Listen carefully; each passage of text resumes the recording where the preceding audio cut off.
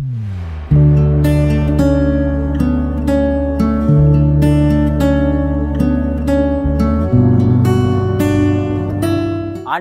இரட்சகருமாக இயேசுவின் நாமத்திலே மீண்டும் இளைப்பாறுதல் என்கின்ற தலைப்பின் கீழே தேவனுடைய வார்த்தையை பகிர்ந்து கொள்ளவும் கேட்கவும் வந்திருக்கின்ற உங்கள் யாவரை நாங்கள் அன்போடு வரவேற்கின்றோம். பிரைஸ் மீடியா நேர்களாகிய உங்கள் யாவரையும் இன்றும் தேவன் ஆசீர்வதிப்பாராக. இளைப்பாறுதலுடைய வசனம் தொடர்பாக 5வது பாகத்தை நாம் இன்று கேட்கப் போகின்றோம். இந்த வேத வார்த்தைக்கு ஆதாரமாய் எரேமியா தீர்க்கதரிசியின் புத்தகம் 6ஆம் அதிகாரம் 16ஆம் வசனத்தை வாசிக்கின்றேன். வழிகளிலே நின்று பூர்வ பாதைகள் எவையென்று கேட்டு விசாரித்து நல்ல வழி எங்கே என்று பார்த்து அதிலே நடவுங்கள், அப்பொழுது உங்கள் ஆத்துமாவுக்கு இளைப்பாறுதல் கிடைக்கும் என்று கர்த்தர் சொல்லுகிறார். அவர்களோ நாங்கள் அதிலே நடக்க மாட்டோம் என்கிறார்கள். எனக்கு பிரியமான தேவனுடைய பிள்ளையே, இளைப்பு ஆறுதலை குறித்த தேவனுடைய செய்தியின் 5ஆம் பாகத்திலே வேதம் சொல்லுகின்றது, வழிகளிலே நின்று பூர்வ பாதைகள் எவை என்று கேட்டு விசாரிக்க வேண்டும் என்று. இன்றைக்கு உலகத்திலே பல வழிகள் இருக்கின்றது. அந்த பல வழிகளின் முடிவுகளும் நமக்கு அழிவை கொடுக்கின்றது. ஆனால் ஒரே ஒரு வழி இருக்கிறது, நமக்கு ஜீவன் கொடுக்கிற வழி. வேதாகமத்திலே மத்தேயு எழுதின சுவிசேஷத்தில் சொல்லப்பட்டிருக்கின்றது, கேட்டுக்கு போகிற வாசல் விசாலமாயிருக்கிறது என்று, ஆனால் ஜீவனுக்கு போகிற வாசலோ வழி நெருக்கமும் இடுக்கவுமாயிருக்கிறது என்று. அதை கண்டுபிடிக்கிறவர்கள் சிலர் என்று சொல்லப்பட்டிருக்கின்றது. தேவனுடைய பிள்ளையே, உன்னுடைய வாழ்விலே நீ எந்த வழியை தெரிந்து கொள்ளப் போகின்றாய்? எந்த வழியில் உனக்கு நிம்மதி உண்டு என்று நீ அறிந்திருக்கின்றாய்? வேதம் சொல்லுகின்றது, இயேசு கிறிஸ்துவே வழியும் சத்தியமும் ஜீவனுமாயிருக்கிறார் என்று. யோவான் எழுதின சுவிசேஷம் 14ஆம் அதிகாரம் 6ஆம் வசனம் சொல்லுகிறது, அதற்கு இயேசு, நானே வழியும் சத்தியமும் ஜீவனுமாயிருக்கிறேன், எல்லாலே அல்லாமல் ஒருவனும் பிதாவினிடத்திலே வரான் என்று சொல்லப்பட்டிருக்கின்றது.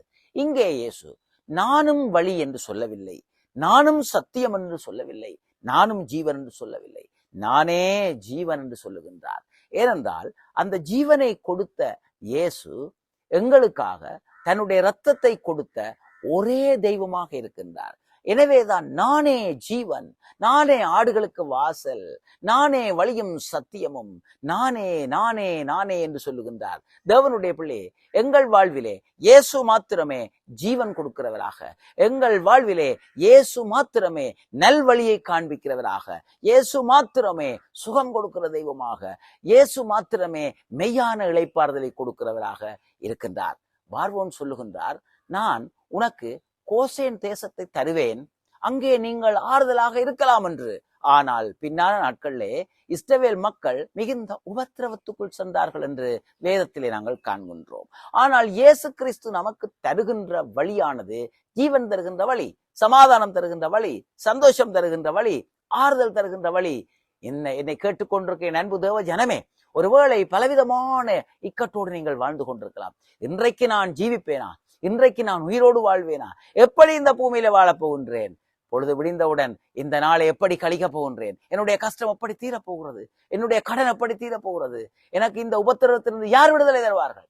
இயேசு சொல்லுகிறார், நானே உன் உபத்திரவத்திலிருந்து விடுதலையாக்க வல்லவராக இருக்கின்றேன், நானே உனக்கு சமாதான கர்த்தராக இருக்கின்றேன், நானே உனக்கு விடுதலை தர வல்லவர் என்று. எனவேதான் இயேசு சொல்லுகிறார், நானே வழியும் சத்தியமும் ஜீவனுமாயிருக்கிறேன், என்னாலே அல்லாமல் ஒருவதும் பிதாவினிடத்திலே வரான். எனவே நீங்கள் கேட்டு விசாரியுங்கள், இயேசு கிறிஸ்துவை பற்றி அறிந்து கொள்ளுங்கள். இந்த நாளிலும் தேவன் உங்களை விசேஷமாக உங்களை ஆசீர்வதிப்பார். அங்கே சங்கீதம் 1ஆம் அதிகாரத்திலே நாங்கள் பார்க்கின்றோம்.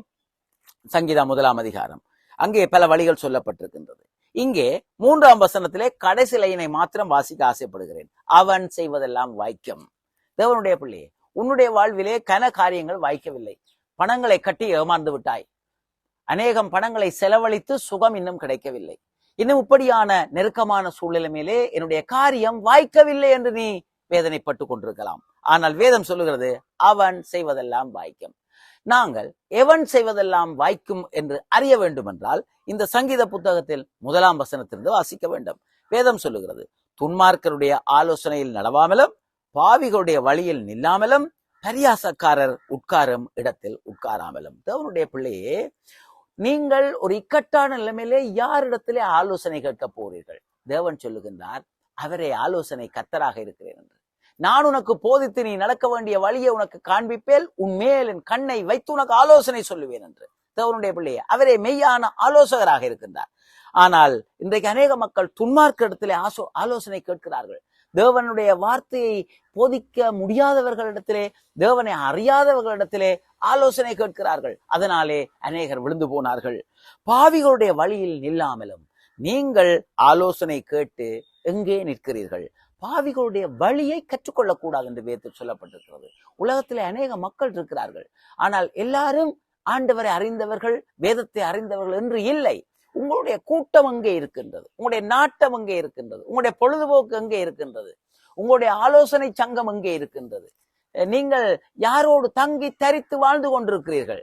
யார் உங்கள் வாழ்விலே அநேகமான பகுதியிலே இடம் பிடிக்கப்பட்டிருக்கிறார்கள்? தேவனுடைய பிள்ளையே, துன்மார்க்கருடைய ஆலோசனை நடவாமலும் பாவிகளுடைய வழியில் இல்லாமலும் பரியாசக்காரர் உட்காரும் இடத்தில் உட்காராமலும் கர்த்தருடைய வேதத்தில் பிரியமாயிருந்து இரவும் பகலும் அவருடைய வேதத்தில் தியானமாயிருக்கிற மனுஷன் பாக்கியவான். நீங்கள் வேத வார்த்தையை தியானிக்க தியானிக்க உங்களுக்கு இளைப்பாறுதல் உண்டாகும். வேத வார்த்தையை நீங்கள் வாசிக்க வாசிக்க உங்களுடைய வாழ்விலே ஜீவன் உண்டாகும். ஏனென்றால் வேத வசனம் ஆவியும் ஜீவனும் என்று வேதத்தில் சொல்லப்பட்டிருக்கு. உங்கள் வாழ்விலே ஒரு ஜீவன் உண்டாக வேண்டும் என்றால் நீங்கள் ஜீவ வார்த்தையை தியானிக்க வேண்டும். இங்கே நாங்கள் 2ஆம் வசனத்திலே பார்த்தோம், கர்த்தருடைய வேதத்தில் பிரியமாயிருந்து. தேவனுடைய வார்த்தையை வாசிக்க உங்களுக்கு ஒரு ஆசை வர வேண்டும், ஒரு விருப்பம் பெற வேண்டும். இரவும் பகலும் தேவனுடைய வார்த்தை உங்கள் கண்களுக்கு முன்பாக இருக்க வேண்டும், உங்கள் இருதயத்திலே பதிக்கப்பட்டிருக்க வேண்டும். அப்பொழுதுதான் உங்கள் இருதயத்துக்கு ஒரு இளைப்பாறுதல். 3ஆம் வசனம் சொல்லுகிறது, அவன் நீர்க்கால்கள் ஓரமாய் நடப்பட்டு தன் காலத்தில் தன் கனியை தந்து இலை உதிராதிருக்கிற மரத்தை போல் இருக்கிறான். அவன் செய்வதெல்லாம் வாய்க்கும். எவன் செய்வதெல்லாம் வாய்க்கும்? கர்த்தரோடு வாழ்கிற ஒரு மனுஷன், கர்த்தருடைய வார்த்தையை தியானிக்கிற ஒரு மனுஷன், கர்த்தரே தெய்வமாய் கொண்ட ஜனமும் ஜாதியும் பாக்கியம் உள்ளது. எனவே உங்கள் வாழ்விலே இளைப்பாறுதலை தேவன் தர வல்லமுள்ளவராக இருக்கின்றார். உங்கள் ஐக்கியம் எங்கே இருக்கின்றது? 1 கொரிந்தியர் 1ஆம் அதிகாரம் 9வது வசனத்தை வாசித்து பாருங்கள். உங்களுடைய ஐக்கியம் யாரோடு இருக்க வேண்டும் என்பதாக வேதம் சொல்லுகின்றது. தம்முடைய குமாரனும் தம்முடைய கர்த்தருமாயிருக்கிற இயேசு கிறிஸ்துவுடனே ஐக்கியமாயிருப்பதற்கு உங்களை அழைத்த தேவன் உண்மை உள்ளவராக இருக்கிறார். நீங்கள் இயேசு கிறிஸ்துவோடு ஐக்கியமாயிருப்பதற்கே தேவன் உங்களை அழைத்திருக்கின்றார். எனவே உங்களுடைய ஐக்கியம் இயேசு கிறிஸ்துவோடு இருக்கும் பொழுது அவர் உங்கள் இருதயத்திலே ஆறுதலை தருவார். இயேசு கிறிஸ்து எங்கள் உள்ளத்தை நிறைத்திருக்கும் பொழுது எங்கள் இருதயத்திலே சந்தோஷமும் சமாதானமும் உண்டாயிருக்கும். பிலிப்பியர் 2ஆம் அதிகாரத்திலே சொல்லப்பட்டிருக்கின்றது முதல் 5 வசனங்கள். பிலிப்பியர் 2ஆம் அதிகாரம் முதல் 5 வசனங்கள். ஆதலால் கிறிஸ்துவுக்குள் யாதொரு ஆறுதலும், அன்பிலே யாதொரு தேறுதலும், ஆவியில் யாதொரு ஐக்கியமும், யாதொரு உருக்கமான பட்சமும் இரக்கங்களும் உண்டானால், நீங்கள் கிறிஸ்துவோடு ஐக்கியம் அன்பு உள்ளவர்களாய் இருந்தால் நீங்கள் ஏக சிந்தை. தேவனுடைய பிள்ளையை உங்கள் குடும்பமாய் இருந்தாலும் உங்கள் சபையாய் இருந்தாலும் நீங்கள் ஏக சிந்தையாய் இருக்கும் பொழுது உங்கள் இருதயத்துக்கு இளைப்பாறுதல் உண்டு. ஏக அன்பும், 2ஆம் வசனத்தை தெளிவாய் வாசிக்கின்றேன். நீங்கள் ஏக சிந்தையும் ஏக அன்பும் உள்ளவர்களாய் இருந்து இசைந்த ஆத்துமாக்களாய் ஒன்றையே சிந்தித்து என் சந்தோஷத்தை நிறைவாக்குங்கள். நீங்கள் ஒரு குழுவாய் திருச்சபையில் இருப்பீர்கள் என்றால், ஒரு குடும்ப ஐக்கியத்தில் இருக்கிறவர்களா இருந்தால் ஒன்றையே தியானிக்க வேண்டும், ஒன்றையே சிந்திக்க வேண்டும், ஒரே அன்புக்குள்ளாக நிலைத்திருக்க வேண்டும், இசைந்த ஆத்துமாக்களாய் இருக்க வேண்டும்.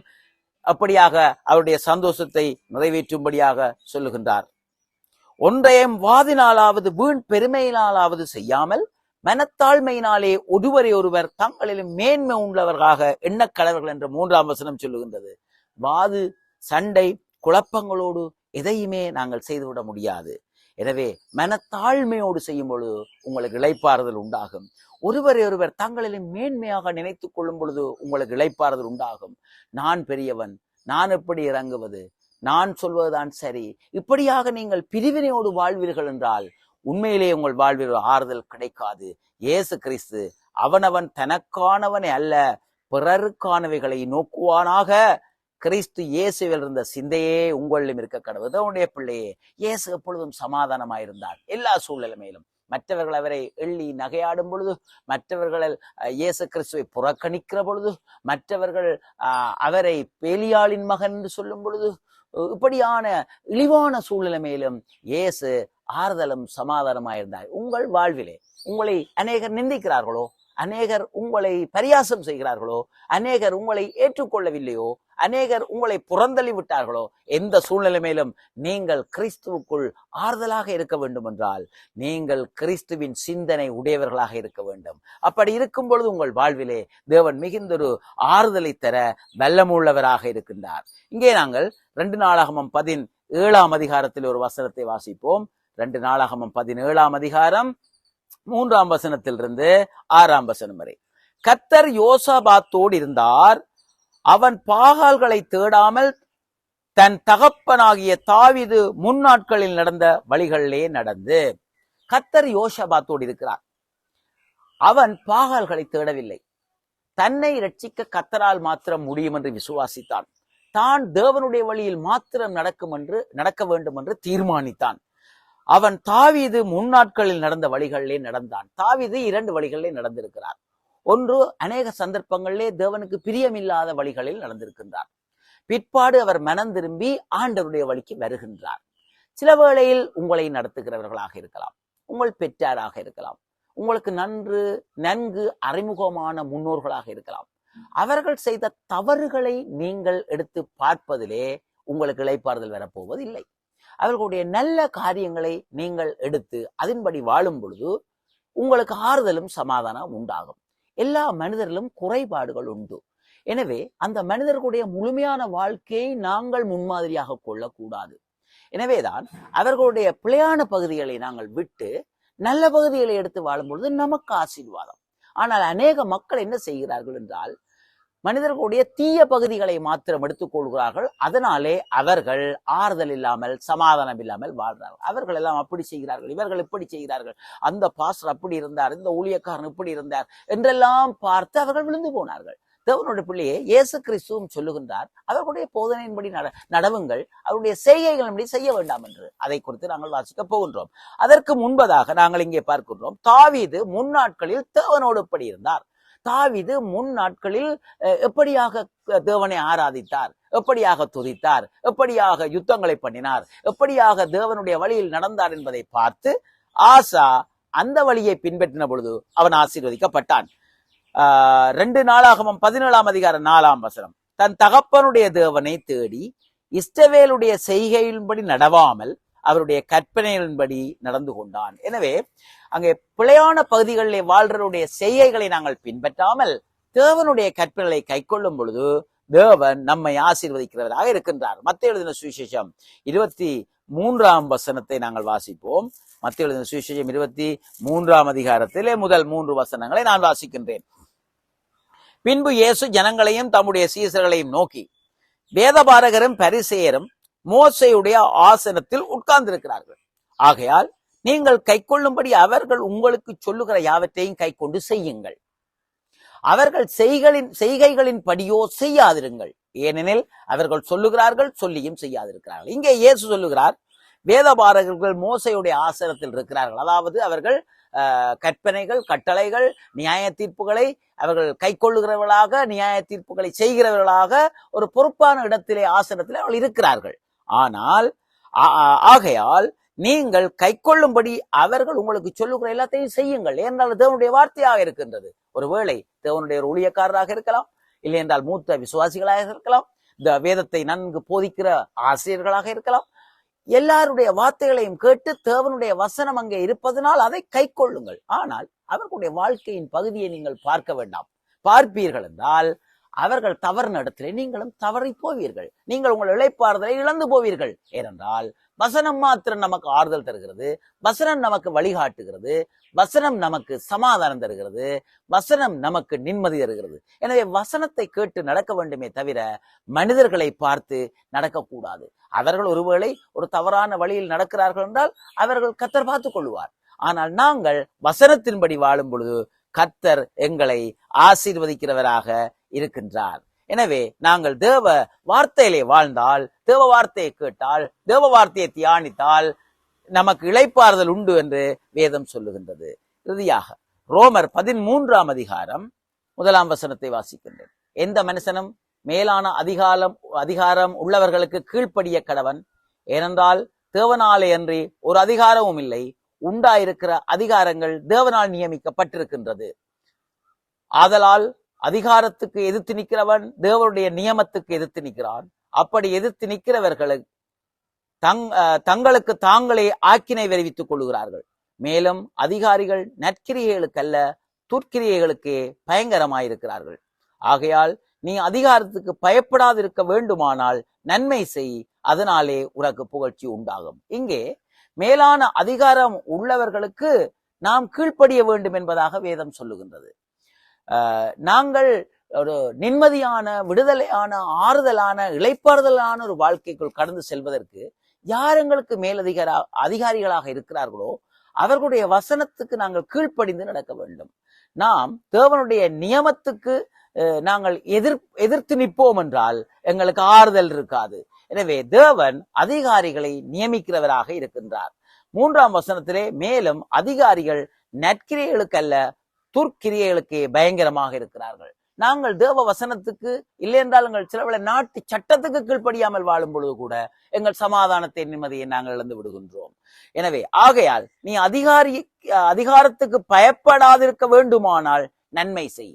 தேவனுடைய பிள்ளையே, தேவன் நம்மை இதற்காக அழைத்திருக்கின்றார்.